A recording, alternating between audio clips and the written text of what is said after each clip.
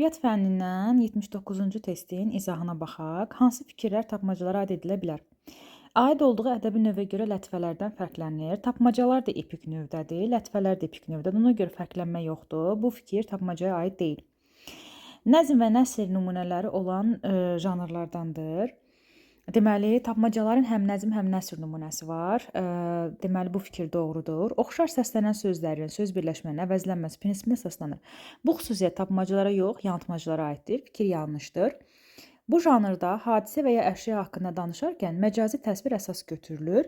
Bəli, bu fikir doğrudur. Biz çünki hərfi mənada tapmacalara diqqət etmirik. Əsas məsələ deməli, məcazlıqdır. Obrazlı təfəkkür məntiqi düşüncə tələb edən janrdır. Bəli, bu fikir də doğrudur. Tapmacaların tapılmasında əsas fikirdə, əsas diqqət təfəkkürün, məntiqin güclü olmasıdır. Deməli, bizdə tapmacalara bağlı doğru fikir istədiyi üçün 2, 4 və 5 E variantı bizim doğru cavabımız olacaq.